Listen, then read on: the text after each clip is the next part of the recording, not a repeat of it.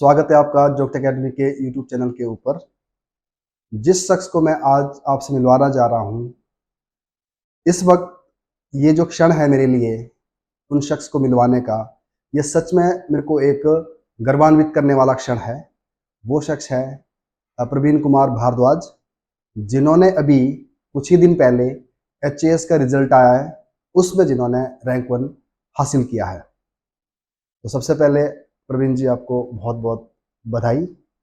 और आपकी मैं छोटी सी इंट्रोडक्शन दूंगा कि प्रवीण शिमला डिस्ट्रिक्ट के रोहड़ू से हैं और आपने 15 से 17 साल की जॉब की है, सर्विस दी है इंडियन एयरफोर्स को।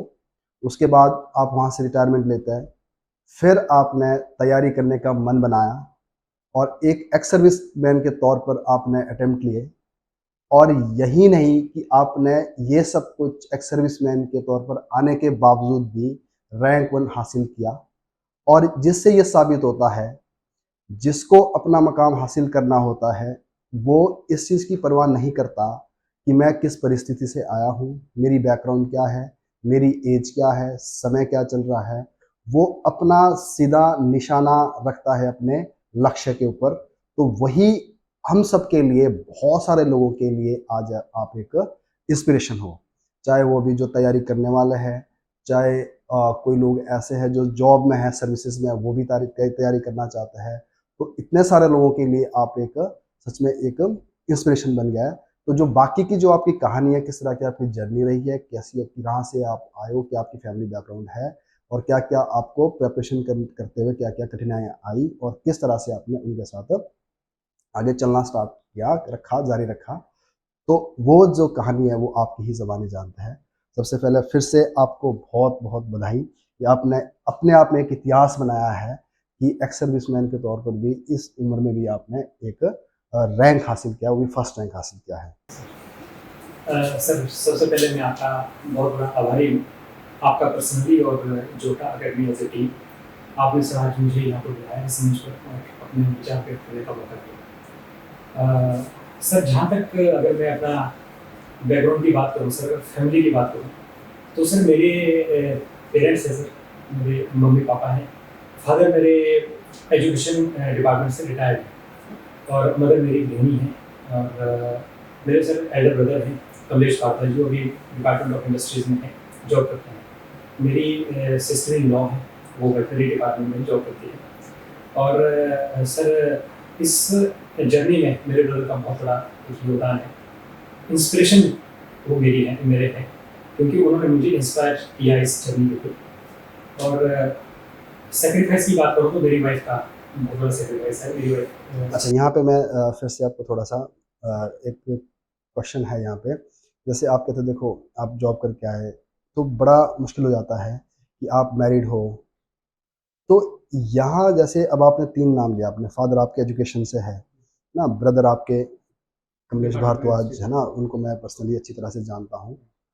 तो मैं सिर्फ यहाँ पे इन 3 लोगों के ऊपर फोकस करूँगा मैं कि इनसे क्या बेनिफिट मिले, थोड़ा-सा इसको और ज़्यादा एलाबोरेट करें। क्योंकि मुझे ये दिखता है कि जब हम तैयारी करते हैं, जो और भी एस्पिरेंट्स हैं, फैमिली की सपोर्ट होना बहुत ज़रूरी है। सबसे बड़ा मोटिवेशन शायद वहीं से आता है। तो इसके ऊपर थोड़ा-सा बताइए अपने ब्रदर के बारे में और अपने वाइफ के बारे में, क्या किस तरह से आपको उन्होंने हेल्प करा है? सर, मैं सबसे पहले तो मैं अपने फादर की बात करना चाहूँगा, क्योंकि वो एजुकेशन डिपार्टमेंट में थे। तो उन्होंने कॉलेज में जो है जॉब किया है, स्कूल में भी जॉब किया उन्होंने। तो एक एजुकेशन का माहौल रहा हमारी लाइफ में। उससे सर क्या हुआ कि हम जो बच्चे हैं सर, मेरी एल्डर सिस्टर भी है, तो हम तीनों बच्चों में एक एजुकेशन का पहले से माहौल था। और सबसे बड़ी बात ये है कि हमारे फादर को एजुकेशन की वैल्यू का पता था, तो वो वैल्यू सिस्टम क्रिएट हुआ, तो मेरे लिए बहुत बड़ा वरदान साबित हुआ। दूसरी बात यह है कि मेरे ब्रदर जब, क्योंकि मैं तो सर्विस में था, इंडियन एयरफोर्स से मैंने ज्वाइन की थी, तो उस बीच में मैं अपने ब्रदर से टच में था। वो भी प्रिपरेशन करते थे। उन्होंने प्रिपरेशन करी? हाँ जी सर। और आप जैसे उनको जानते ही हैं सर, मेरे साथ ही उनकी तैयारी करते थे। तो उस समय मैं उनसे थोड़े गाइडेंस लेता था कि क्या करना चाहिए, क्या नहीं होना चाहिए। मैं उतना सीरियस नहीं था, तो इतना मैंने कभी सोचा भी नहीं था। पर धीरे धीरे जो है ये सिस्टम बढ़ता गया। वो जब बात करते थे कि किस तरह से एडमिनिस्ट्रेशन में कैसे लोग होते हैं, कैसे जो ना उनकी एक वैल्यू किस तरह से जो ना होती है, कैसे वो काम कर सकते हैं, तो उनसे मैं बहुत इंस्पायर हुआ।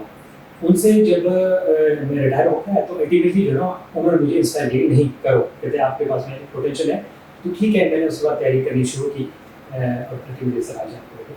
तो देखो कितना बड़ा रोल रहा है कमलेश हाँ जी, भारद्वाज जी बिल्कुल। का, क्योंकि सबसे पहले तो उन्होंने आपके अंदर वो पोटेंशियल देखी, देखा सर, हाँ जी, उन्होंने फिर आपको मोटिवेट किया, यस है ना, और यहाँ तक पहुँचने के लिए आपका पूरा सर, साथ दिया। मार्गदर्शन उनका बहुत बड़ा रहा है सर। बिल्कुल बिल्कुल। तो अगर घर से ऐसा मार्गदर्शन मिले तो, और सबसे बड़ा फायदा कि उन्होंने प्रिपरेशन करी हुई थी करेक्ट, और खुद रिसर्च किया। Exactly sir.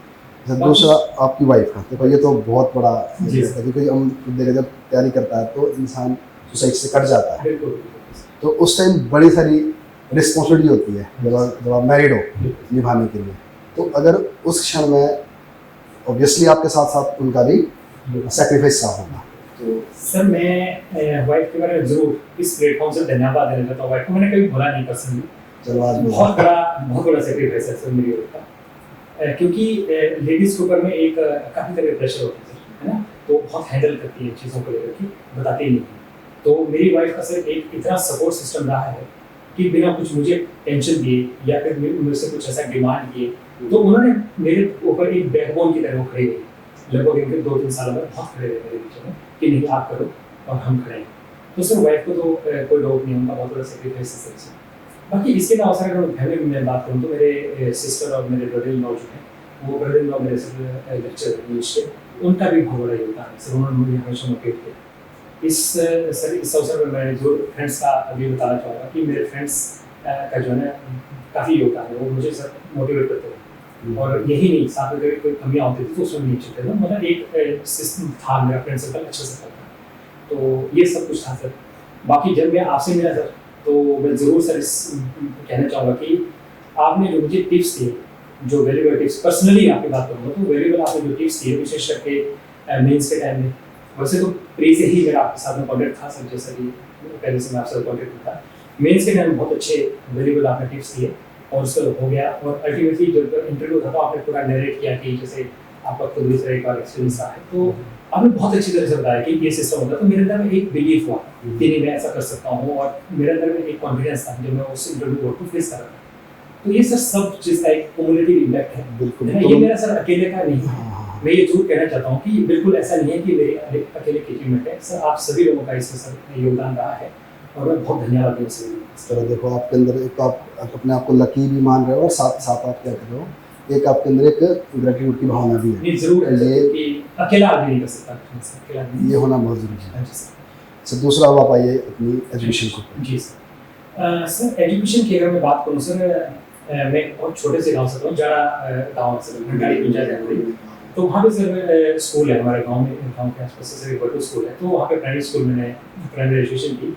उसके सर फिर वहीं पर हमने मिडिल स्कूल भी की, और उसके बाद सर रोहू में जो है गवर्नमेंट सीनियर सेकेंडरी स्कूल रोहू है सर, वहाँ से मैंने +2 किया। अच्छा, तो देखो यहाँ पे फिर से मैं बात करना चाहूँगा, क्योंकि देखो हम दोनों एक ही जगह से आते हैं, हाँ जी सर। तो हमें पता है कि एजुकेशन सिस्टम में उस टाइम क्या था कि आप तो बहुत बढ़िया हो गया हाँ है। जी तो ना एक ये भी रहता है कि सरकारी स्कूल से पढ़े हुए बच्चों के लिए थोड़ी दिक्कत रहती है। Exactly sir. तो देखो मैं तो ये बताता हूँ कि देखो सरकारी स्कूल से पढ़े हुए बच्चे, मैं भी वहीं से पढ़ा हूँ, स्कूल गाँव से स्कूल से पढ़ा, तो आप इस पर भी ज़रूर बताइए, तो क्या सरकारी स्कूल वाले बच्चों को क्या चैलेंजेस आती है और कैसे उससे लड़ा जाता है, और आज आप देखो जी के जाते उदाहरण हो कि उसी स्कूल से, सरकारी स्कूल से पढ़ कर आप यहाँ तक पहुँचे। सर मैं अपने आप को लकी समझता हूँ सर कि मुझे टीचर्स जो मिले हैं सर वो बहुत अच्छे टीचर्स मिले। टीचर्स विशेष करके जब से मैं 9th के बाद गया हूँ, क्योंकि पहले भी अच्छे टीचर्स थे जो रिकॉग्नाइज करते थे। मैं सर लगभग 4th या 5th क्लास के बाद में मैं मतलब फर्स्ट आता था, तो एक अलग से रिकॉग्निशन तो मिलती थी कि ठीक है, मतलब बच्चा अच्छा करने में तो एक मिलता था। एक सपोर्ट सिस्टम टीचर का बहुत अच्छा रहा है। तो मैं उसके बाद लगभग मैट्रिक तक तो मैं मॉनिटर भी था, और मतलब मुझे अच्छा वो मिलता था मुझे सर कि क्लास को रिप्रेजेंट करने का लीडरशिप क्वालिटी। सर ये जो क्वालिटीज है सर ये ग्रेजुअली बढ़ती होती हैं सर इंसान के अंदर। ये कुछ तो चलो बैकग्राउंड बात अलग है, लेकिन ग्रेजुअली ये चीज़ें बढ़ती हैं आपके अंदर में। टीम स्पिरिट हो गया या कोऑर्डिनेट आप कैसे करते हैं लोगों को, तो ये सारी चीज़ें सर मुझे मौका मिला। तो मैट्रिक तक ऐसा सिस्टम चलता रहा। +2 में सर मुझे टीचर्स अच्छे मिले, चाहे फिजिक्स है, केमिस्ट्री है, ठीक है, मतलब ओवरऑल मेरा सर एक्सपीरियंस आप साइंस बैकग्राउंड से है। मैंने हाँ जी सर, मैंने नॉन मेडिकल स्ट्रीम से मैंने +2 किया सर, और ठीक ठाक रहा सर मेरा एक्सपोजर, कोई ऐसे नहीं। और +2 के बाद सर मैंने फिर इंडियन फर्स्ट ज्वाइन किया, और एक्चुअल में जो मेरी डाइवर्सिटी है वो वहाँ से आई है। ओके, क्योंकि तो कब ज्वाइन किया आपने? 2004 2004 में। जनवरी में। तो सर उसमें क्या हुआ कि सर जो इंडियन एयरफोर्स है ना सर, वो मेरे ख्याल से अभी भी मतलब हमारी दुनिया की जो है ना चौथे या पांचवें नंबर के मतलब ऐसे टॉप पे आते हैं। इंडियन एयरफोर्स का बहुत नाम है सर, वहाँ का वैल्यू जो है सिस्टम बहुत अच्छा है। तो एक ग्रूमिंग जो है ना इंसान की बहुत अच्छी होती है सर, तो मुझे उस चीज़ का बहुत फायदा मिला, मुझे वहाँ अपॉर्चुनिटी से काम करने की बहुत मिली और बहुत अच्छा मेरा टेन्योर था। तो मैंने सब बहुत कुछ वहाँ पे सीखा। इन बिटवीन सर मैंने वहाँ पे एजुकेशन भी अपनी कंटिन्यू रखी। हिमाचल प्रदेश यूनिवर्सिटी से मैंने सर ग्रेजुएशन किया। ग्रेजुएशन किया, ग्रेजुएशन फिर उसके बाद आपने सर्विस में रह के आपने ग्रेजुएशन किया। हाँ, ग्रेजुएशन किया। हाँ जी सर। ठीक है, फिर मैंने एमएबी की सर, MBA, हाँ। एमएबी की। फिर सर मैं जब रिटायर हुआ तो मैं सीरियसनेस मेरे उसके बाद में आई। जो देखो कहने का मतलब ये है कि आप देखो जब कोई सर्विस में जाता है तो शायद वो पढ़ाई छोड़ देता है, छोड़ देता है एग्जैक्टली। तो आपका ये रहा है कि आपने अपनी पढ़ाई कंटिन्यू करी, ग्रेजुएशन भी करी और मास्टर भी किया। मास्टर आपने किया मास्टर हिस्ट्री में। हिस्ट्री में किया। अच्छा, अब जब आपके ये जो जब आप सर्विस में थे तो कब ख्याल है आपको कि नहीं मुझे तैयारी करनी थी, क्योंकि देखो आपको समझ आ गया था मुझे बाहर जाना है इसके बाद, तो अब बाहर जाके मुझे कुछ तो करोगे। देखो आप इतनी इस उम्र में, आपको छोटी उम्र में आप बाहर निकल गए तो ऑब्वियसली कुछ करोगे। तो मैं ये पूछना चाहता हूँ कि आपने कब ये डिसाइड किया, क्या सर्विस के अंदर ही डिसाइड किया कि बाहर आने के बाद डिसाइड किया आपने? सर मैं आपको एक रिलेटिव बताना चाहता हूँ, ऐसा मेरा कुछ नहीं कि सर्विस के बाहर जाना।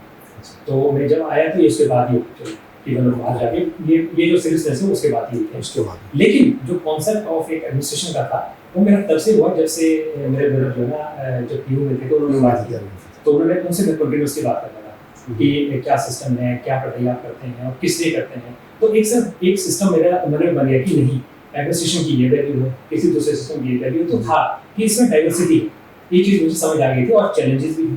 तो अगर इनका मेल है आपस में तो आदमी लर्न करता है, जिंदगी में लर्निंग प्रोसेस में बढ़ता है। तो सर मेरा बन गया था, सर्विस में रहते मुझे लग गया था अगर कोई अगला करियर में करूंगा तो एडमिनिस्ट्रेशन में करूंगा, ये था मेरे लिए, ये था। लेकिन सीरियसनेस नहीं थी सर। अच्छा, इतना नहीं था। जब मैं सर रिटायर हुआ तो उसके बाद मैंने सर फिर मेरे ब्रदर ने मुझे काफ़ी मोटिवेट भी किया और सर उन्होंने गाइडेंस दी, विशेषकर जैसे एग्रीकल्चर सब्जेक्ट उसके लिए उनके ऊपर मैं डिपेंडेंट, उनकी गाइडेंस के ऊपर मैं डिपेंडेंट था।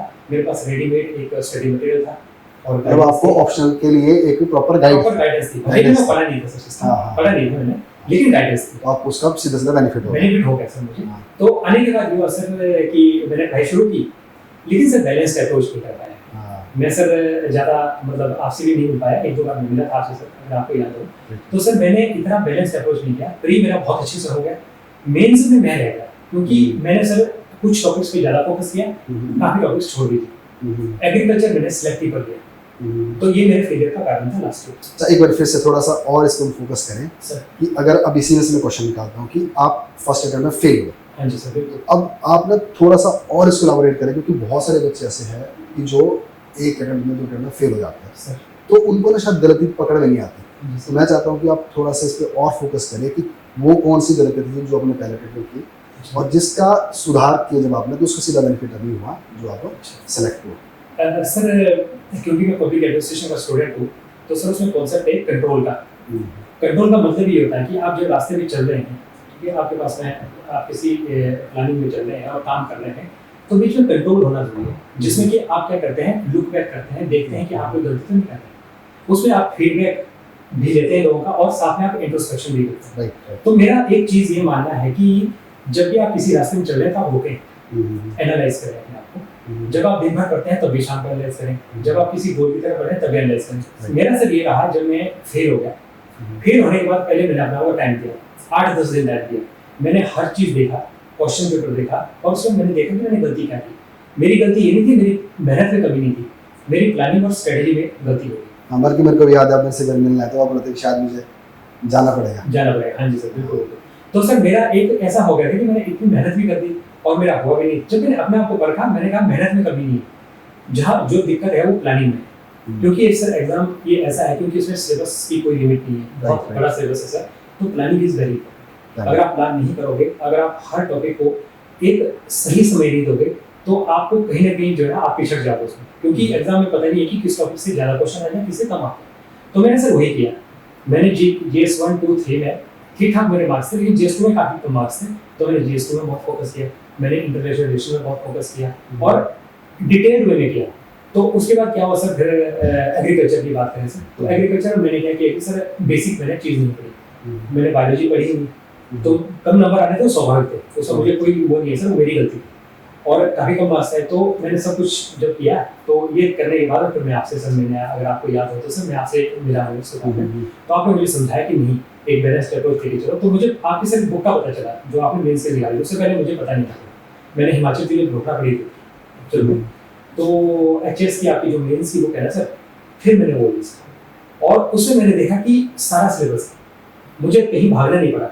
एज पर सिलेबस पूरा हिमाचल कवर है, चाहे वो पेपर 1 है, चाहे 2 है, चाहे 3। तो उसके हिसाब से मैंने फिर प्रिपेयर करना शुरू किया, क्योंकि काफी कुछ तो मैंने कर रखा था ब्लॉगर से, लेकिन उससे मेरा एक सटीक हो गया कि मतलब जो करना है वही है। तो सर वो तो मेरा पूरा हो गया। और आपने जो बुक है उसको करने के बाद मेंस में जब मैंने मॉक से तो मॉक में आपके कुछ पॉइंट्स आए थे, जैसे मान लो कि हेडिंग्स है सही ढंग से लिखनी है, या फिर जो कीवर्ड्स हैं अंडरलाइन करना, स्ट्रक्चर कैसे करना, स्ट्रक्चर हाँ ये किया। सर जहाँ तक ऑप्शनल की बात है सर, तो ऑप्शन मैंने फिर अपने ब्रदर से बात की, डिटेल में बात की। मैंने कहा कि इतना मेरे साथ दिक्कत हुई है तो क्या किया जाए। तो सर साइंस का पार्ट बहुत डिफिकल्ट पार्ट है, जैसे फॉर एग्जांपल सर जेनेटिक्स है, प्लांट ब्रीडिंग है। तो मैंने सर उनसे बात की, तो उनसे मैंने और मतलब मैं उनसे फोन पे बात करता था, कॉन्सेप्ट समझता था, ऑनलाइन करता था। तो ये सारी चीज़ें लिखी सर, तो गलती से सीखा है। तो उसके बाद सर फिर रिजल्ट से अच्छा, प्लानिंग में फिर आपने स्ट्रेटजी ये देखी कि सबसे पहले कौन सी आपकी वीक पॉइंट्स है, उन पे काम किया। और आंसर राइटिंग तो हमने देखा ही था कि आपकी क्या क्या पॉइंट्स थे वो हमने। तो आंसर राइटिंग में जैसे मैंने, चलो आपकी बात मैंने औरों की भी यही चीज़ें नोटिस करी है, क्योंकि कई बार क्या होता है हम पढ़ते तो बहुत ज़्यादा है, पर उसमें क्या होता है कि हम आंसर को स्ट्रक्चर नहीं कर पाते सही से, और जो वर्ड लिमिट है वो क्रॉस कर जाते हैं, और कौन से कीवर्ड्स उसमें आने चाहिए उसको सही से नहीं कोट कर पाते। और उससे जो बड़ी बात है कि हिमाचल में कुछ अपने आंसर को जस्टिफाई करने के लिए आपको डाटा फैक्ट एंड स्कीम के लिए नाम भी देने पड़ते हैं। तो मुझे भी यही लगता है कि जो लोग अभी तैयारी कर रहे हैं जिनका किसी वजह से नहीं हुआ, तो ये बड़ा ज़रूरी होता है कि आपकी स्ट्रैटेजी प्लानिंग और उसकी प्रॉपर एक एग्जीक्यूशन होनी बड़ी ज़रूरी है। सर एक चीज़ मैं आपको प्लीज बोलना चाहूँगा, जो आपने भी स्ट्रक्चरिंग की बात की ना, तो एक जब मैंने आपके पास में मॉक को देखा तो 2-3 चीज़ें जो मैंने अपने अंदर कमियाँ पाई वो मैं बताना चाहूँगा। जब मैं सर एचपीएससी का पिछली बार मैंने एग्जाम दिया था, तो सर मुझे ये पता नहीं था कि मैं 4 नंबर के लिए कितने शब्द मैं एक्चुअल में लिख रहा हूँ, क्योंकि नॉर्मली वो 60 वर्ड्स की बात होती है। 4 में 60 वर्ड्स, 120 वर्ड्स, 1 नंबर क्वेश्चन हो गया, और 400 वर्ड्स आपने 20 क्वेश्चन के लिए। मैंने ये पाया जब यहाँ पे मैंने एग्जाम दिया आपके पास में कि मैं 4 जो नंबर का क्वेश्चन है उसमें लगभग 80 से 100 वर्ड्स लिखा हूँ। डबल लिख रहे हो? डबल लगभग मैं मतलब 1.5 से 2 गुना लिख रहा हूँ, और 120 का मैं 180 वर्ड्स लिख रहा हूँ, 400 वर्ड्स का मैं 550 वर्ड्स लिख रहा हूँ।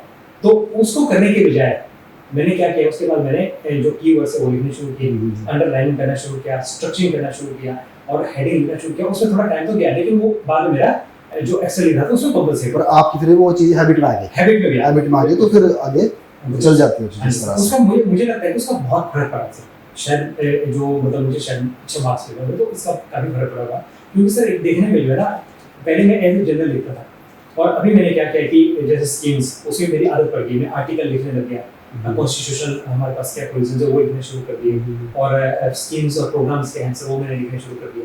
तो वो मैंने डेवलप कर दी हैबिट, जो लास्ट में नवंबर दिसंबर जनवरी में मुझे टाइम मिला, तो मैंने डेवलप की, एक स्किल डेवलप की, नहीं मुझे ये लिखना है, तो वो मैंने प्रैक्टिस की। बस यही चीज़ है कि आपने अपना जो कंटेंट था उसको और हेल्दी कर दिया। हाँ जी सर, और प्रेजेंटेबल बना दिया। Exactly sir. ठीक है, तो अच्छा एक सवाल और है, देखो पिछली बार जैसे आप बोलो कि मैं फेल हो गया, तो कहीं ना कहीं देखो डर तो होता है। अभी देखो जब तक हम मेंस देते हैं, सिलेक्शन मेंस, चलो मेंस के बाद भी मेंस देने के बाद ये तक नहीं होगा तो फेलियर को ना हैंडल करने के लिए मतलब क्या अभी भी तैयार थे आप? अगर पता नहीं कि अब क्या होगा इसके बाद? सर ये बहुत ही इंपॉर्टेंट क्वेश्चन है, जहाँ तक मुझे लगता है सर, मेरे लिए तो है ही है, और जो हमारे एक्सपीरियंस है उनके लिए। सर मेरा मानना ये है कि जब आप किसी चीज़ की तैयारी करें तो अल्टरनेट रखें अपने पास। आप ये मत कहें कि मैं IAS की तैयारी कर रहा हूँ या फिर HS की तैयारी कर रहा हूँ, किसी भी एग्जाम के लिए जाए तो आप सक्सेस को लेकर बहुत श्योर ना हो। देखिए अगर आप मेहनत करेंगे आप एक अच्छे इंसान बनेंगे, इसकी गारंटी है, लेकिन आप जो जिस चीज़ के लिए लड़ रहे हो वही आपको मिल जाए इसकी गारंटी नहीं है। तो मेरा सर ये था कि मैं पहले सर एक सर्विस कर चुका था, तो वहाँ से जब मैं आया तो मेरा ये था कि मैं इसके बाद वो करूँ जो मुझे सबसे अच्छा लगता है। तो मैंने सर डेडिकेटली इसी की तैयारी करनी थी, मैं बाकी और किसी चीज़ के पीछे नहीं भागा था। पहली बात से मैं बहुत क्लियर था, और ये भी मेरा था कि शायद मैं 2 या 3 अटेम्प्ट ही दूँगा, तो 3 अटेम्प्ट का मेरा था। अगर मैं इस बार फेल होता तो शायद एक और होता। हाँ जी सर, ये मेरा बहुत क्लियर था, और मेरे पास इसके लिए परिवार का सपोर्ट था। सर मैं बार बार कहूँगा कि परिवार का सपोर्ट जो ना बहुत मैटर करता है, हमारे मित्रों का सपोर्ट बहुत मैटर करता है। तो मैं बड़ा लकी हूँ सर, मेरे ऊपर मतलब बड़ी कृपा है सर। तो इन लोगों का मेरे ऊपर जो परिवार का सपोर्ट है और लोगों का सपोर्ट है बहुत अच्छा था। तो सर और एक देता मेरे लिए देता, हाँ अगर नहीं होता तो क्या था। तो सर मैंने सोच रखा था कि मैं शायद प्राइवेट में जाता। मेरा ये था कि मैं सेल्फ एम्प्लॉयमेंट की तरफ जाऊँ, या तो मैं अपने एग्रीकल्चर हॉर्टिकल्चर सेक्टर में जाऊँ सर, क्योंकि हमारे पास वो ऑप्शन है सर, क्योंकि हमारे पास सर इस तरह की चीज़ें हैं। दूसरी बात शायद हो सकता है कि कहीं मान लो रेस्टोरेंट की तरफ चले जाएं, या तो इस तरह की जो चीज़ें हैं जो हम सेल्फ एम्प्लॉयमेंट हम देख सकते हैं अपने लिए तो करें ही, साथ में हो सकता है 2-4 लोगों के लिए भी क्रिएट करें। तो मैं इस तरफ जा रहा था सर, मेरा यही था कि मैं 3 साल तो इसके लिए दूंगा डेडिकेटली, हो जाए तो ठीक है, नहीं तो मेरा क्लियर था कि अब मैं उस साइड में जाऊँ। बाकी सर एक्सपीरियंस से मेरा यही है कि आप जो है थोड़ा सा इस चीज़ के लिए ना थोड़ा लंबा टाइम लें, अगर आप पर्टिकुलरली सिविल सर्विस की बात करें, क्योंकि अगर तो आपकी स्ट्रेटेजी और प्लानिंग काम कर जाए तो उसका 2 साल में निकल, नहीं तो 3-4 साल आपको लग जाते हैं नॉर्मली। बहुत बच्चे सर ऐसे हैं मेरे जानने वाले हैं, आपको तो सब होगा इसलिए 7-7 8-8 साल लगा बहुत ऐसे। तो आपको एक स्टैंड बाई रखना जरूरी है कि आप क्या करना चाहते हैं। ये नहीं कि एक साइड खत्म और उसके बाद आप जो है बिल्कुल फ्रस्ट्रेट हो जाए, वो चीज़ नहीं रखना। लाइफ बहुत सुंदर है, कोई दिक्कत नहीं, चैलेंजेस आते हैं, कई बार बहुत अंधकार आते हैं जिंदगी में, लेकिन उसे टैकल करना हमारा काम है। टैकल करना काम है और थोड़ी क्लियरिटी होना जरूरी है। क्लियरिटी होना बहुत जरूरी है, क्लियरिटी ऑफ थॉट, अंधेरे में चलने की बिल्कुल जरूरत नहीं है इसमें। बहुत बढ़िया। इन्फॉर्म्ड डिसीजन है सर, राइट। बस ये इन्फॉर्म्ड डिसीजन की बात मैं सर बार-बार क्यों कर रहा हूँ कि जैसे हम आज सर कोचिंग इंस्टीट्यूट की बात करते हैं, तो मैंने तो सर सेल्फ स्टडी ही हमेशा की है, मैंने कोचिंग से मैंने लाइफ कहीं नहीं ली क्लास में, लेकिन जो गाइडेंस होता है सर उसका बहुत बड़ा फर्क होता है। और मैंने सर आपके पास में आया गाइडेंस का इतना इम्प्रूव है। मैं पहले क्वेश्चन लिखता था बहुत लेमन टाइप में, लेकिन जब मैं कॉन्टैक्ट आया और क्योंकि आपका अच्छा खासा एक्सपीरियंस है, आपके इंस्टीट्यूट से बहुत लोग निकले भी हैं, तो एक मुझे सिस्टम का पता चला कि हमें लिखना कैसे। देखो ये तो मैं कभी खुद फेस करता हूँ, जैसे हम जो बिगिनर्स होता है तो जो बात हम उनको बताने की कोशिश करते हैं कि आप इस तरह से आंसर लिखो, इस तरह से अपने कंटेंट लिखो और किताबें कम करो, तो शुरू में थोड़ा समझना मुश्किल होता है। ज़्यादातर मैंने यही देखा है कि जो एक प्रॉपर गाइडेंस में कुछ लोग होते हैं मैच्योर होते हैं, वो शुरू में ही समझ आते हैं, बट कई बार ज़्यादातर तो मैं ये भी देखने को मिलता है कि जब एक आधी बारी फेल हो जाते हैं तो फिर चीज़ें ज़्यादा क्लियर आती हैं। तो मैं तो देखो आपको शायद यही चाहूँगा कि इस तरह से आप ये बात समझे कि कुछ चीज़ ऐसी होती है कि हमें शुरू से ही लेकर चलना चाहिए। बिल्कुल। अगर ये नहीं है कि 1 साल आप अपनी इतनी मेहनत करो, 2 साल मेहनत करो, फिर बाद में जाके चीज़ें समझो, तो कहीं ना कहीं क्या है कि मैच्योरिटी एक हिसाब से नहीं बोल रहा हूँ मैं, मैच्योरिटी है कि अगर आप तैयारी कर रहे हो तो शुरू से आप चीज़ें समझ जाओ, ये रिक्वायरमेंट है। सर फेलियर से फ्रस्ट्रेट ना हो, ये तो मैं बिल्कुल कहता हूँ सर। एक जैसे कहते हैं ना कि सर जिस इंसान ने गलती नहीं की इसका मतलब उसने कुछ नया सीखा नहीं, वो सिर्फ चीज़ है लाइफ में रियलिटी है। तो आप फेलियर से डरेंगे, बिल्कुल क्लियर रहें, अगर आप कुछ नया काम करोगे आप फेल होंगे, लेकिन करने के लगन है तो आप पास भी होंगे, आप सफल भी होंगे। अच्छा एक चीज़ देखो, ये बढ़िया बात बोली आपने कि फेलियर से नहीं डरना चाहिए, बट एक चीज़ ना बड़ी थिन लाइन है बीच में कि फेल होना है पास होना है, उससे भी कम डरते लोग, बट उसके अंदर एक कंफ्यूजन है कि डीमोटिवेट हो जाते हैं लोग और समझ नहीं पाते कि क्या करें, है ना। तो उस डीमोटिवेशन में क्या करता है कि वो थोड़ा सा अपना पाथ बढ़ जाता है। अब अगर हमें पता है कि इस टॉपिक के लिए एक बुक पढ़नी है, वही बुक पढ़नी चाहिए, तो उस हड़बड़ाहट में क्या करेंगे, कोई और नोट्स के पीछे भाग जाएगा, किसी और चीज़ के लिए भाग जाएगा, तो उनके पास क्या हो जाएगी किताबों की भरमार हो जाएगी। तो ये 2 बड़े पॉइंट है इसमें, एक तो डिमोटिवेशन और दूसरा मिसगाइडेंस, क्योंकि आज की डेट से क्या है कि इन्फॉर्मेशन बहुत ज़्यादा है, बम्बार्डनेस है, चारों तरफ से इन्फॉर्मेशन है, जितनी मर्जी इन्फॉर्मेशन मिल लो।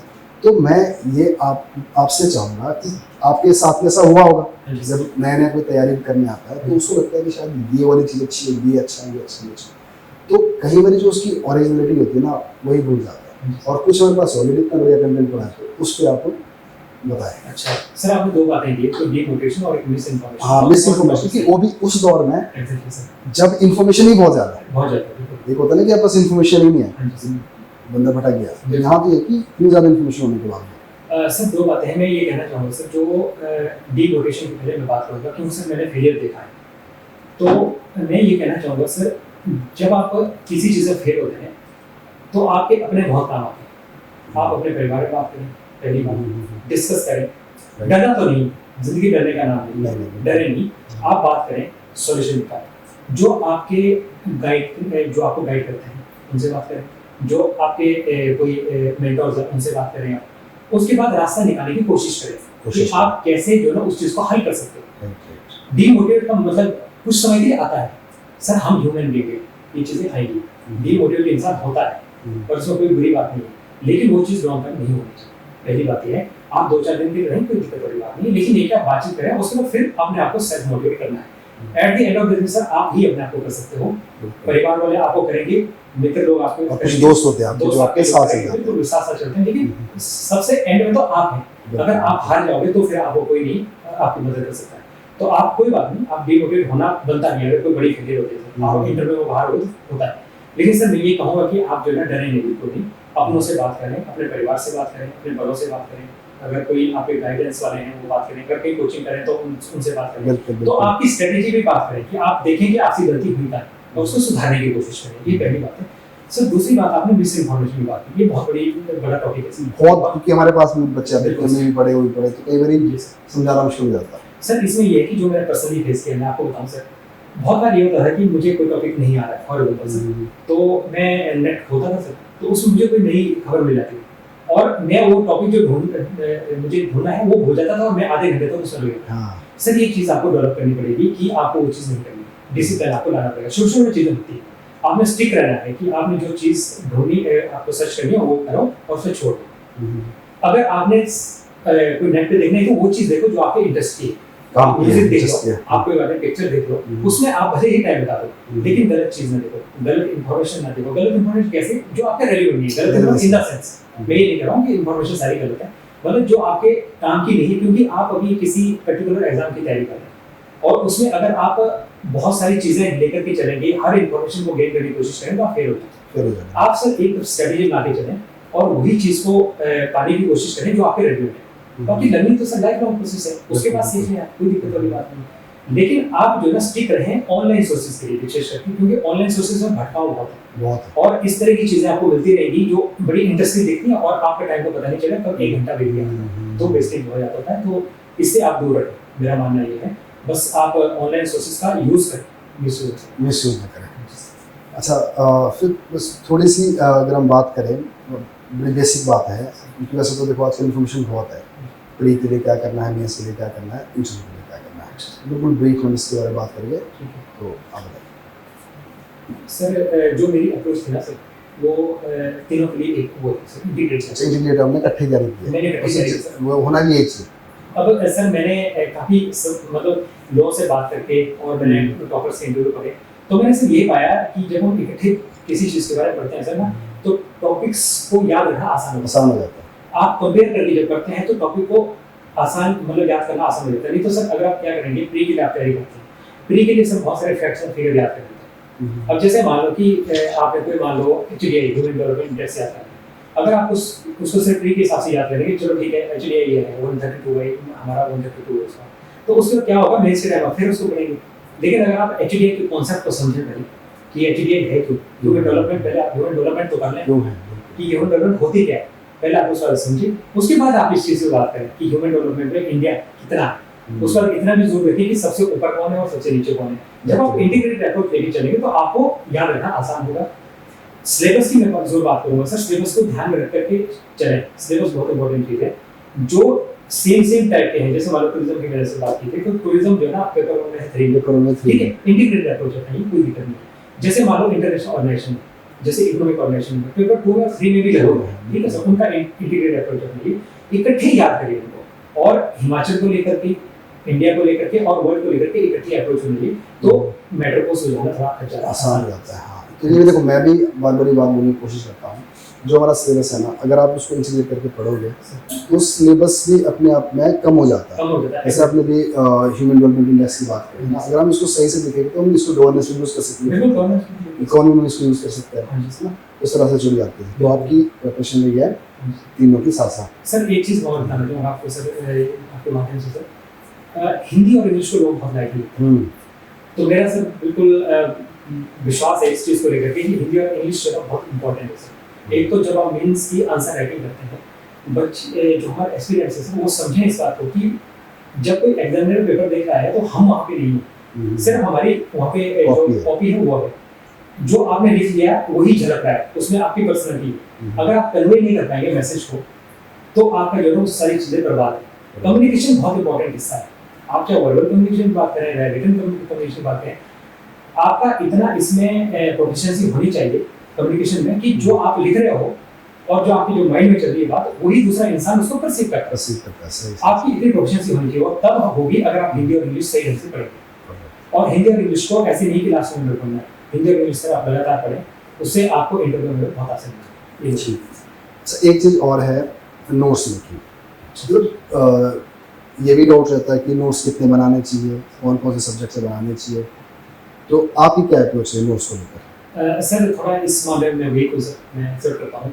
नोट्स के लिए बनाने के मैं फेवर, मैंने सर ये तब इस चीज़ का मुझे तब एहसास हुआ जब मैं मेंस का रिवीजन कर रहा था, जब मैं एग्जामिनेशन से 10 दिन पहले की बात कर रहा हूँ सर। तो उस समय क्या हुआ कि मेरा रिवीजन नहीं हो रहा था, तो मैंने सर ये हुआ कि बहुत कम मैंने नोट्स बनाए। जैसे मैंने ज्योग्राफी के नोट्स बनाए, पहली बात ज्योग्राफी के मैंने +1 +2 की जो सर हमारे एनसीईआरटी बुक्स हैं उनके मैंने नोट्स बनाए। कुछ मैंने हिमाचल को लेकर भोकरा से नोट्स बनाए, बाद में उसकी जरूरत नहीं पड़ी, क्योंकि सर मैंने एक जोक करने से जो आपकी बुक निकलती है, तो मुझे ऐसा लगा नोट्स टाइप है, मुझे नोट्स करने की जरूरत पड़ी।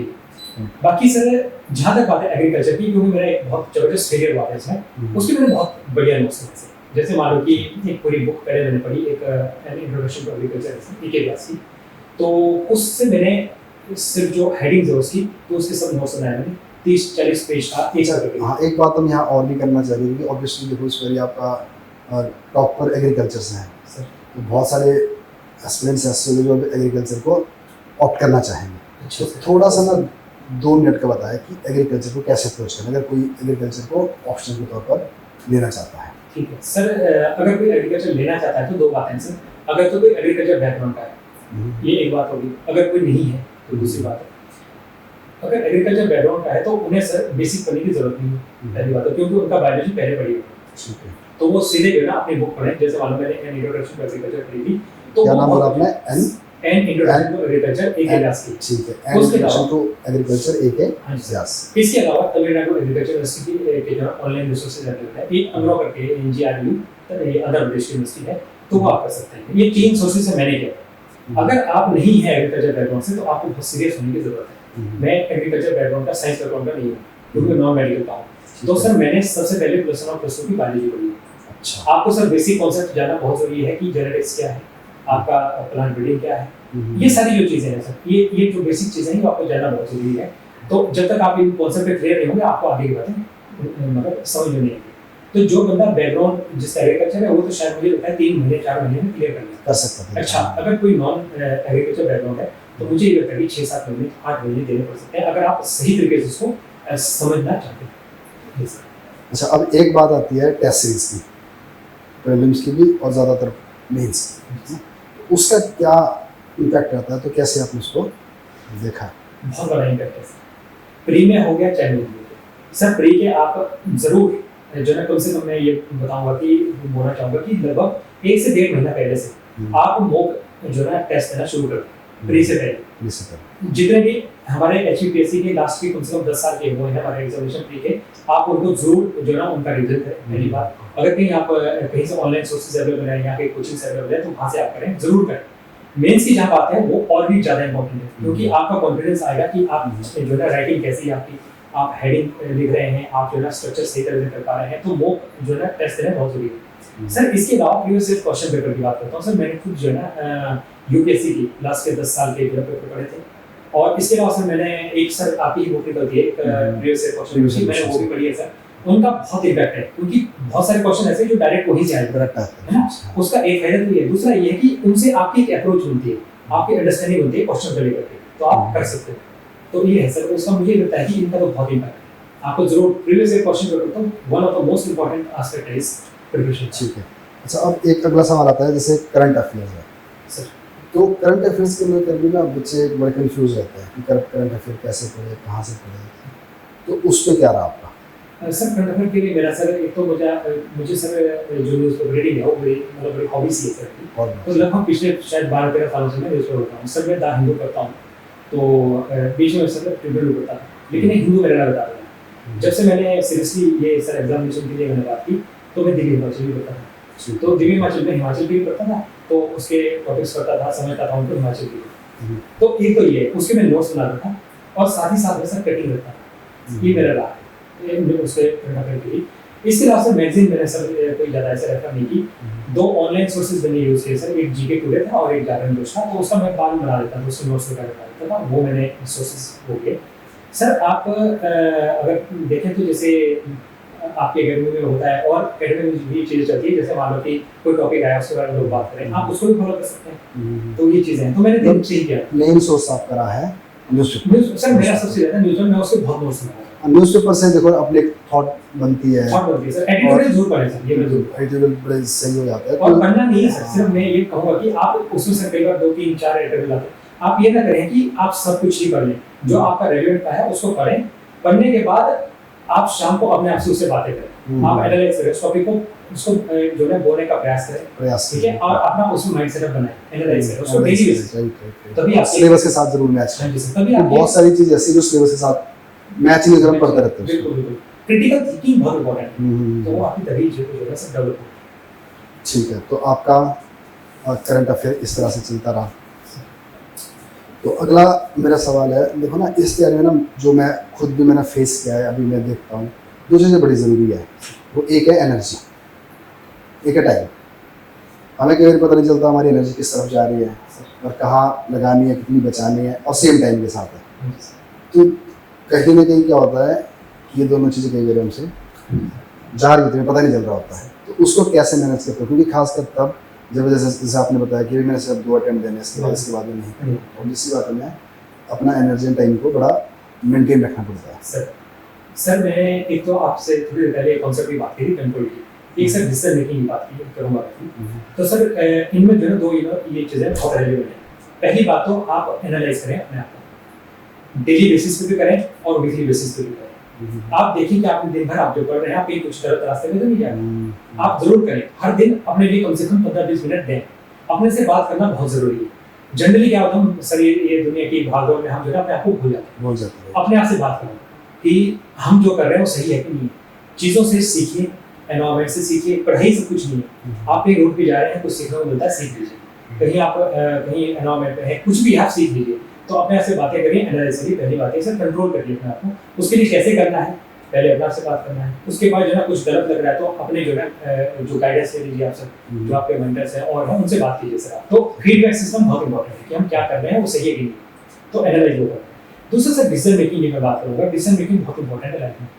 डिसीजन मेकिंग सर तब उसमें क्लैरिटी आती है जब आपकी इन्फॉर्म होगी। इन्फॉर्म का मतलब ये है सर कि जो आप कर रहे हैं उसके प्रोज एंड कॉन्स आपको पता है, क्लैरिटी जरूरी है। एग्जैक्टली सर, क्योंकि अगर आप किसी चीज़ के बारे में जा रहे हैं तो एक ब्लाइंड पाथ को फॉलो करने से अच्छा है कि आप उसके पॉजिटिव भी देख लीजिए और नेगेटिव भी देख लीजिए, है ना सर। उसके लिए ये है कि आप बात करें अपने जो सीनियर्स हैं कि हाँ जी हम इसके बारे में किस तरह से हम सबसे अच्छा डिसीजन ले सकते हैं, तो वो इन्फॉर्म्ड हो गए।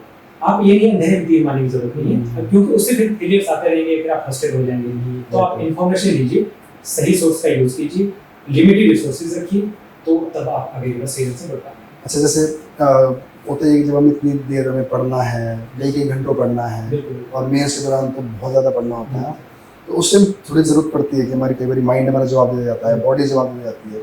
तो क्या करते थे आप इस चीज़ के लिए कुछ? सर मेरा एक चीज़ तो मानना है सर कि जिंदगी सिर्फ पढ़ाई नहीं है। तो इसमें ये है कि आप जो है ये मत सोचिए कि आप जो है सिविल सर्विस की प्रिपरेशन कर रहे हैं तो आप सिर्फ पढ़ते ही रहेंगे 24 घंटे। ऐसा बिल्कुल नहीं है, ये सोच बिल्कुल गलत है।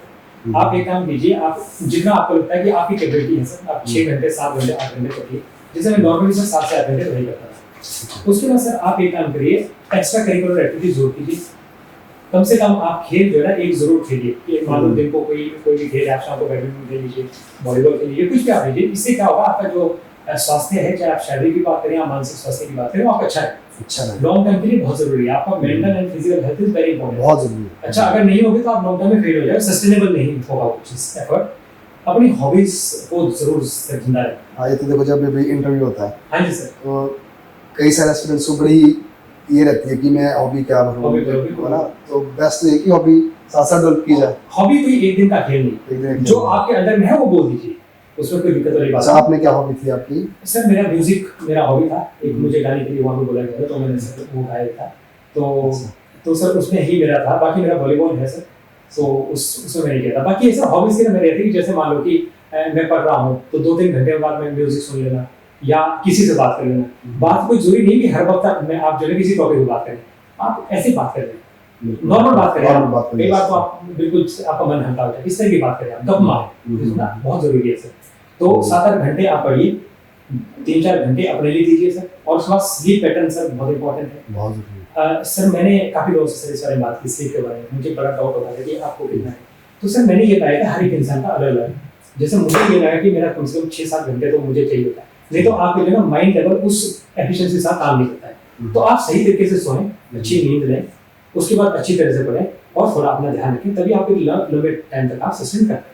हाँ, तो देखो इससे यही मुझे समझ आ रहा है कि आपकी जो पर्सनैलिटी है, आपकी कंप्लीट पर्सनैलिटी बनानी है। ऐसा नहीं है कि एक तरफ ही जा रहे हो, पढ़ रहे हो, ना आपको अपनी हेल्थ का पता है, ना सोने का पता है, और ना आपको ये पता चल रहा है कि कितनी गाइडेंस हमें चाहिए, कितनी रिसोर्स हमें चाहिए। तो एकदम से हमें बड़ा सर आपको मैं रोकना चाहूँगा, बिल्कुल कंटिन्यूटी में बोलना भूल गया था सर। जब आप पढ़ रहे हैं ना सर, चाहे आप 6 घंटे ही पढ़ें, लेकिन आप इंश्योर कीजिए कि आप वो 6 घंटा डेली पढ़ रहे हैं। डेली पढ़ रहे हैं। आप ये ना कीजिए कि एक दिन आप 12 घंटे पढ़ रहे हैं, एक दिन सिर्फ 4 घंटे पढ़ रहे हैं, तो उसका फायदा नहीं है। आप एक अपना अप्रोच जो है ना, वो डिसिप्लिन होना बहुत जरूरी है। डिसिप्लिन बहुत जरूरी है। डिसिप्लिन बहुत जरूरी है पढ़ाई में। 6 घंटा है तो 6 घंटे पढ़िए, 8 घंटा तो 8 घंटा ही पढ़िए, लेकिन ये ना कीजिए कि एक दिन बहुत ज्यादा, एक दिन बहुत कम, तो आप रेगुलर नहीं हो पाओगे, सस्टेन नहीं करोगे। ठीक है। अच्छा, एक बड़ा मेरे को बड़ा रहता है हमेशा ही, ये आपको देखो तो फिर लगता है कि सवाल मैं आपसे पूछ लूँ कि आपकी ना ऐसी क्या स्ट्रेंथ रही है जिसने आपको रैंक में दिला, टॉपर बना दे, वो जो आपको लगता है कि हाँ ये मेरी 3-4 स्ट्रेंथ ऐसी रही है जिसने टॉपर ही बना दे। सर देखिए, जहाँ तक तो बात है स्ट्रेंथ टॉपर की, सर मैं तो सर बिल्कुल मेरा ये फर्म चीज़ है कि सर ये तो पता नहीं, शायद ऊपर वाले का एक बहुत बड़ा मेरे ऊपर वो होगा सर, कि शायद इतना मैंने कभी नहीं सोचा कि चाहे कितनी भी, मुझे लगता है कि चाहे कितनी भी स्ट्रेंथ किसी के अंदर ना हो, तो ये आदमी सिर्फ सोचता नहीं कि वो फर्स्ट आ जाए या टॉप कर रहे हैं, क्योंकि एग्जाम का बहुत लंबा प्रोसेस होता है, डिफरेंट स्टेजेस होती हैं, कहीं एक गलती भी आपकी जो है ना बहुत फर्क डाल देती है। हाँ ये, पर जहाँ तक सर निकलने की बात है, तो इस बार मुझे कहीं ना कहीं विश्वास था कि मेरा मेंस हो जाएगा। तो यहाँ तक आप श्योर हो सकते हो अगर आप हार्ड वर्क करें। स्ट्रेंथ की सर जहाँ तक मेरे अंदर बात है, क्योंकि मैं सर एक सर्विसेज से आया हुआ इंसान हूँ, तो एक स्ट्रेंथ ये है कि एक जोश और जज्बा तो है सर, और एक ऑल इंडिया पर्सपेक्टिव भी रहता है कि मतलब बहुत सारे लोगों से मिलते हैं जुलते हैं, तो एक विजन रहता है कि ठीक है, मतलब पता भी रहता है चीज़ों को लेकर के, डिसिप्लिन भी रहता है ये सर, क्योंकि सर हम ऐसी सर्विसेज से हैं, तो मतलब उस चीज़ में हमें ज़्यादा दिक्कत नहीं होती, तो अपने ऊपर विश्वास रखना बहुत जरूरी है। तो जो एस्पिरेंट्स है, मैं उनको 3-4 चीज़ें सर आपके माध्यम से ये बोलना चाहूँगा कि पहले अपने ऊपर विश्वास रखें। अगर आप अपने ऊपर विश्वास रखेंगे तभी दूसरा आपके ऊपर विश्वास रखेगा। हार्ड वर्क का कोई विकल्प नहीं है, धैर्य और संयम बना के रखें। ये नहीं है कि कल ही आपके पास में सफलता आ जाएगी, हो सकता है 2 साल में आ जाए, नहीं गया तो कोई बात नहीं, रखें आप चीज़। अपना शरीर का ध्यान रखें, क्योंकि अल्टीमेटली अगर आपका शरीर आपका साथ नहीं देगा तो आप नहीं कर पाओगे। सिंपल सी बात। उसके बाद inform decision making, that is very important. तो आप गाइडेंस के साथ काम करें। अच्छा देखो, चलो हमारी जो एस्पिरेंट्स जो तैयारी करते हैं उनके बारे में काफ़ी सारी बातें करते हैं, तो मैं तो ये चाहता हूँ कि जो आज के यूथ है सर, जो अभी ज़रूरी नहीं कि वो HSC बने, कुछ भी करे, स्पोर्ट्स में जाए, थोड़ी सी हम चैलेंजेस भी देखते हैं, खासकर हमारी जो स्टेट है हिमाचल में, तो वहाँ पर थोड़ा नशे का जो वो है चलन है वो भी काफ़ी बेस हो गया। तो कई बार हमें लगता है कि हमारा जो यूथ है वो किस दिशा में जाना चाहिए। आपने तो देखो इतना कुछ करके आप यहाँ तक पहुँचते, तो उनके लिए क्या मैसेज है आपका? सर हिमाचल की मैं अगर बात करूँ सर, मतलब बड़ा प्राउड फील होता है सर। मैं एक मतलब ऐसी सर्विसेज है सर एयरफोर्स से, तो हमारी सर हिमाचल को कहते हैं हमारी देवभूमि है, वीरभूमि है सर। हमारे लोग बहुत मेहनती होते हैं, ईमानदार है, ईमानदारी का तो बहुत टैग है सर हिमाचल कि हमारे लोग बहुत मेहनती होते हैं, ईमानदार सर। ये चीज़ लेगेसी आगे लानी चाहिए, मेरा मानना है। हमारे जो यूथ है सर, हो सकता है सर ड्रग्स की वजह से, क्योंकि थोड़ी चीज़ें हैं बिल्कुल, क्योंकि हमारे सर पास नहीं, जैसे अफगानिस्तान वगैरह है सर, यहाँ पे जो हम बात करते हैं ना सर, गोल्डन ट्रायंगल की बात, गोल्डन क्रिसेंट है सर, ट्रायंगल सर उस साइड में, थाईलैंड की साइड में। तो यहाँ से क्या है कि अवेलेबिलिटी ऑफ ड्रग्स बहुत ज़्यादा है पंजाब के थ्रू हिमाचल में। तो अभी तो सर ड्रोन का सिस्टम सर है ये, तो ड्रोन से जो है वहाँ पे आते हैं और हिमाचल में आते हैं। हमारे जो युवक हैं बहुत भोले भाले, ईमानदार तो है लेकिन भोले वाले हैं। तो मैं ये कहना चाहूँगा सर आपके माध्यम से कि युवा जो है सबसे पहले नशे के आदी तो ना हो। आप बिल्कुल इस चीज़ की तरफ ना जाए, नशा ना करें, नेगेटिविटी अपने अंदर ना रहे, भरोसा रखें, और सबसे बड़ी बात है व्यस्त रहें। आप जरूरी नहीं है कि एम्प्लॉयमेंट की तरफ ही भागना है। मेरा अपना था कि अगर नहीं मिलती तो मैं सेल्फ एम्प्लॉयमेंट, बहुत सारी गवर्नमेंट स्कीम्स आजकल हैं जो सेल्फ एम्प्लॉयमेंट की तरफ बात करते हैं। स्वावलंबन स्कीम होगी और होगी, तो इजी टर्म्स पे लोन मिलता है, पहले ऐसा नहीं था। तो आज जो है ना आप अपना कोई ना कोई वोकेशन आप खोल सकते हो। ये नहीं है कि आप जो है ना ड्रग्स की तरफ जाएं, इजी मनी मेकिंग का एक सोर्स बन गया सर कई बार, जैसे मतलब हमारे खासकर जो टूरिज्म का हॉटस्पॉट्स है, तो उस तरफ ना जाएं, आप स्पोर्ट्स की तरफ जाएं, आप सेल्फ एम्प्लॉयमेंट की तरफ जाएं, मेहनत करें, मेहनत करने से आपकी जिंदगी में अच्छा होगा, बुरा नहीं होगा, पर आप नशे की तरफ ना जाएं। ये मेरा बहुत मतलब युवा से मेरा आग्रह है, ये बड़ा होना चाहिए। और पूरे हिमाचल से के लिए मैं सर मैं ये जरूर कहना चाहूँ कि हमारे स्टेट का मुझे बड़ा मतलब गर्व फील होता है जब मैं इस तरह की बातें सुनता हूँ अपने और नेशनल मीडिया होता है कि हमें कहना है हिमाचली लोग इस तरह के होते हैं, तो सर बड़ा गर्व फील होता है। तो हमारा स्टेट का जो है नाम इस तरह से हो कि हमारे युवा जो है एक सही डायरेक्शन में आगे डायरेक्शन में तो जाए। अच्छा, एक सवाल मेरा ये है, जब आप सर्विस जा रहे हो तो अब इसके बाद मतलब कौन से एरिया से, क्योंकि देखो ना आप तक सर्विस करके पहले भी आए हो, तो कोई है आपके ऐसे कुछ टारगेट एरिया कि हाँ मुझे इसके लिए करना है कुछ? सर देखो वो तो मुझे क्या क्या अपॉर्चुनिटी मिलेगी उस पर डिपेंड करता है, पर हाँ एक चीज पे मैं बड़ा क्लियर हूँ कि जिन लोगों को मेरी जरूरत है एडमिनिस्ट्रेशन की, जिनको सबसे ज्यादा जरूरत है, सर दो बातें हैं। कुछ लोग कैपेबल होते हैं, उनका ऑप्शन बहुत सारे होते हैं, कुछ लोग सर ये होते हैं जिनके पास कोई चारा नहीं होता। ठीक है, हमारे ऐसे लोग हैं समाज में जिनके पास इंफॉर्मेशन नहीं है, जिनके पास एजुकेशन नहीं है, गवर्नमेंट की स्कीम्स को और हमारी जो लेटेस्ट जो हमारी डेवलपमेंट है उनको उन तक पहुंचाना बहुत जरूरी है।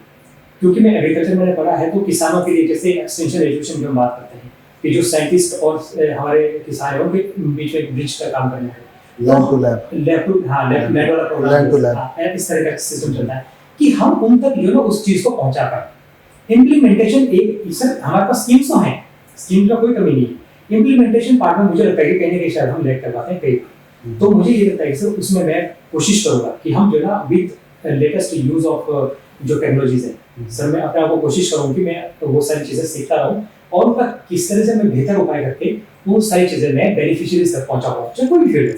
वो तो सर देखो वो तो सरकार की बात है, हमें कौन से फील्ड में आप जब जाओगे, पर हाँ मैं ये चाहूँगा कि जो भी डिपार्टमेंट हो कि जो जिस चीज के लिए जो स्कीम बनी है वो बेनिफिशियरीज तक इफेक्टिव तरीके से पहुंच जाए, बस ये मेरा टारगेट है सर। तो ये चीज है सर।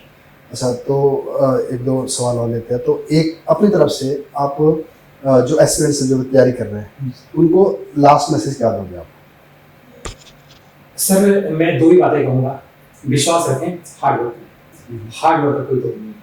आप ये इस तरफ ध्यान न दें कि दूसरी जगह में क्या चल रहा है, आप ये ध्यान न दें कि कहीं पे कोई बात चल रही है या कोई मतलब कोई नेगेटिविटी आ रही है या कोई सब्जेक्ट की सब जनरली लोग बात करते हैं कई बार कि ये नहीं चलता वो नहीं चलता। मुझे लगता है सर मैं तो इस बारे में सर बात नहीं कर सकता होगा क्योंकि मेरे साथ ऐसा नहीं हुआ है। क्योंकि सर मैंने पिछली बार दिया था, मेरा पेपर एग्रीकल्चर का ठीक हुआ था, इस बार एग्रीकल्चर ठीक हुआ था, शायद अच्छे नंबर आएंगे। आप जो मिस इन्फॉर्मेशन है उसकी तरफ ध्यान दें, अपने पर विश्वास रखें और अपना स्तर बढ़ाएं। मेहनत आप इतनी करें कि अगले वाला इंसान विवश हो जाए कि नहीं इसके भी रेट हमें लेना पड़ेगा, नंबर देने की आप उस लेवल तक पहुंच जाए। आप अपने आप को रेस करें, आप दूसरों को ना गिराएं, अपना रेस करें। तो रेस करें अपने आप को और इस लेवल इस स्तर पे रेस करें कि मतलब अगला वाला देखे कि नहीं पोटेंशियल है तो हमें लेना पड़ेगा, बस ये। तो आप ये चीज सर हार्ड वर्क से ही आ सकती है। किस्मत का खेल बहुत छोटा सा मुझे लगता है, तो हार्ड वर्क बहुत बड़ी चीज है, हार्ड वर्क की आप आदत डालें बस। ठीक। अच्छा, एक सवाल और है, तो ये वैसे पूछ रहा हूँ मैं कि देखो जब आप तैयारी कर रहे थे, स्ट्रगल कर रहे थे ना, तो आप उम्मीद कर रहे थे चलो मेरा नाम तो कहीं ना कहीं आना ही है। हाँ जी सर। तो फिर आप ये सोच रहे थे कि चलो नाम तहसीलदार मिले या प्रॉपर अच्छे से मिले, बट आप बन गए टॉपर। तो आपको ना उस टाइम की क्या फीलिंग थी आपकी, आपको कैसे इन्फॉर्मेशन पहुंची, फैमिली क्या थी, थोड़ा सा उस पर ज़रा बताएं। सर मुझे सबसे पहले मेरी सिस्टर लॉ ने फोन किया और मेरे ब्रदर से बात हुई। कहते पहले तो मुझे विश्वास है ना, मेरे को इधर गए चलो तहसीलदार तक चलो जो भी मेरिट में नाम आ जाए, बस मेरा ये था। मेरा ये नहीं था कि टॉप की तो बहुत बड़ी बात होती है सर, ये तो मैंने कभी मतलब सोचा ही नहीं था। तो उन्होंने जैसे ही फोन किया तो मैंने कहा कि मुझे नहीं विश्वास है। मैंने सर फोन काटा, मतलब उनके बोलते मैंने फोन काट दिया, मैंने तो मतलब थैंक यू भी नहीं कहा। तो सर मैंने फोन काटा, फिर मैंने खुद देखा, सर मुझे विश्वास ही नहीं हुआ कि पहले नंबर पे एक जो है ना एक्सेल नाम है सर, तो विश्वास करना मुश्किल था सर। तो उसके बाद सर उनके थ्रू ही बाकी मेरे पेरेंट्स को पता चला। तो मतलब उस शाम को तो सर ये हुआ कि मतलब विश्वास करते ही जो है मतलब नहीं हो रहा था विश्वास। रात को 1-2 बजे तो ऐसे रहे। तो उसके बाद सर अगले दिन थोड़ा बहुत फिर लोगों के जो फोन आए तो धीरे धीरे ये चीज़ हुई। 2-3 दिन तक सर ये भाव चलता रहा। फिर अल्टीमेटली खैर उसके बाद मैं फिर हो गया, मतलब अपने ग्राउंड पे ठीक है, मुझे विश्वास हो रहा है हुआ है, लेकिन ठीक है सर, मतलब एक चीज़ है अचीव हुई है तो हमें शायद नेक्स्ट टारगेट देखना चाहिए। इस यहाँ तक सीमित होना ठीक नहीं। एक सर हमें सक्सेस मिली है, नेक्स्ट जो है लेवल पे जाए, कुछ नेक्स्ट देखें, कुछ और अच्छा करने की कोशिश करें। तो ये सर एक एंड नहीं है अपने आप में, ये एक सफलता जो है एक जगह मिली है तो अब नेक्स्ट देखें, ये मेरा है। तो अभी इसमें कोई ज़्यादा वो करने की इतनी ज़रूरत नहीं है सर मेरे हिसाब से तो। और ठीक है। अच्छा, बस लास्ट सवाल है हमारा इसको लेकर कि जैसे इंटरव्यू है सर तो इंटरव्यू के लिए कैसी तैयारी रखी है आपने, क्या क्या किस बातों का ध्यान दे कि नहीं मुझे इंटरव्यू के लिए तैयार होना है? अच्छा सर इंटरव्यू की अगर मैं बात करूँ तो सबसे पहले तो मैं सर जैसे मेरे एयरफोर्स से में आया तो हमें इससे बहुत एक्सपोजर मिलता था, बातचीत करने का आपका तरीका, और बहुत एक्सपोजर मिलता है, अच्छे अच्छे ऑफिसर से बात करने का मौका मिलता है। डाइवर्सिफाइड फील्ड है सर, तो हमें बहुत वहाँ पे एक्सपोजर मिलता है। तो मेरे अंदर एक कॉन्फिडेंस तो था। नॉलेज की जहाँ तक बात है, नॉलेज होना बहुत जरूरी है। पर्सनैलिटी टेस्ट है वो एक तरफ है, लेकिन अगर नॉलेज नहीं तो आपके घर में कॉन्फिडेंस नहीं है, क्योंकि नॉलेज से ही कॉन्फिडेंस होता है। तो नॉलेज अच्छा रखें। इंटरव्यू के लिए कॉन्सेप्ट बेस्ड स्टडी करें, जो लेटेस्ट मुद्दे हैं, चाहे वो रिजर्वेशन का है, कास्ट का है, यूनिफॉर्म सिविल कोड का है, या फिर कोई भी और मुद्दा इंटरनेशनल रिलेशन का है, तो आप उन पे जो है ना कॉन्सेप्ट बेस्ड स्टडी करें। आप एनालाइज कर पाए, क्योंकि मेरा जो इंटरव्यू था सर उसमें 90 to 95% जो क्वेश्चन को एनालाइज करने वाले थे, फैक्ट बेस्ड नहीं थे। तो आपको वहाँ पे एनालाइज करने की आपकी कैपेबिलिटी होनी चाहिए। और सबसे बड़ी बात, आप अपना जो है ना ईमानदारी से करें, आप ट्रू टू योरसेल्फ, दिखावटी ना बने। जो है वो है। थॉट और आपके जो थॉट प्रोसेस और आपके जो आइडियाज हैं वो कन्वर्टिबल इनटू एक्शन होने चाहिए, या आप ग्राउंड में कर सकें। आपकी वो पर्सनैलिटी होनी चाहिए।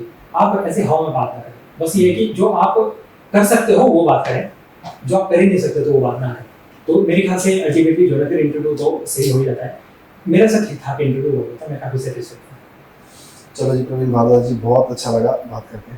हमने बड़े काफ़ी मुद्दे हमने डिस्कस कर लिया है, तो इसी के साथ हम इस डिस्कशन को क्लोज कर रहे हैं। सर तो आपकी जो भी फाइनल आपकी वर्डिंग्स है आप बोल सकते हैं। सर पहले तो मैं आपको बहुत धन्यवाद दूँ सर, व्यक्तिगत रूप से आपने जो मुझे कुछ गाइडेंस दी, मैं फिर बताना चाहूँगा मेंस के टाइम और इंटरव्यू के टाइम में, उससे मेरे शायद जो आंसर राइटिंग में है और जो इंटरव्यू में बहुत फर्क पड़ा है। तो एक तो मैं उस चीज़ के लिए रहता हूँ। तो दूसरी बात, आपकी जो बुक्स है, मैं सर औरों से कंपेयर नहीं करना चाहूँगा, मैंने पढ़ी नहीं है सर, मैं कमेंट नहीं कर पाऊँगा। हाँ, आपकी जो मैंने बुक्स पढ़ी उनका मुझे फ़ायदा हुआ है ज़रूर, तो उसके लिए मैं आपका धन्यवाद देना चाहता हूँ। और बाकी सर मेरा एक्सपीरियंस ये रहेगा, आप हार्ड वर्क करें। बाकी सर ये है कि सबसे ऊपर अलमाइटी है सर, मैं धन्यवाद देना चाहता हूँ अपने परिवार के भी, परिवार का हाथ तो सबके सहयोग से हुआ है। मेरा इसमें इंडिविजुअल नहीं है सर, बहुत बड़ा रोल इसमें सर आप सभी लोगों का है। तो सर बहुत बहुत धन्यवाद sir, thank you so much. Thank you.